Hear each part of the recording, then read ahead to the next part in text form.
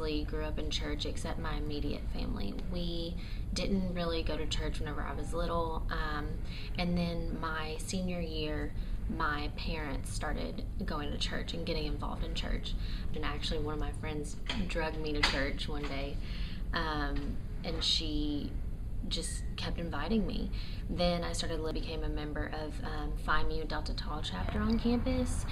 And so I started holding weekly Bible studies. It was my goal to make sure that all the girls who would come, and actually it started out as 4 people, and my last Bible study I had 30 people come.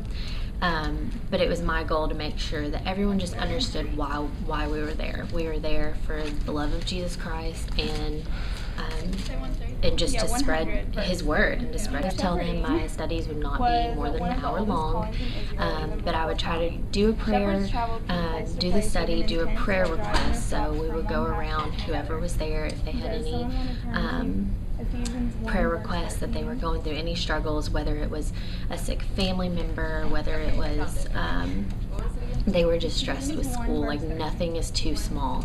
But we typically met on Wednesday nights at 8:15 because there are girls who have a church that they're affiliated with that they'll go to Wednesday night service, but most of the girls that came out of the 15 to 30 on average didn't have a church that they were affiliated with. There's definitely a lot of struggles, and especially for college kids. I know in particular it's so easy to get caught up with the social aspect, and then versus balancing, your acceptance with the people who you're around,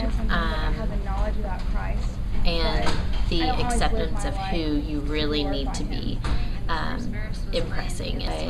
It really pays to love on people and listen to people, and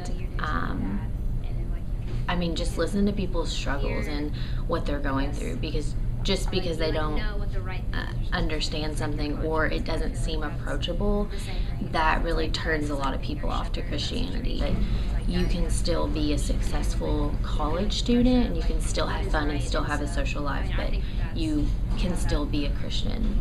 I would say we're definitely in the Bible Belt, and Christianity is very accepted throughout here, throughout this region, and I just try to always encourage myself, because I tend to get frustrated with them as I see them holding up their little sign. I try to remind myself that they're Christians and they're believing in the same God that I believe in. They just have a different way of presenting themselves. There's so many different cultures, especially in Bowling Green.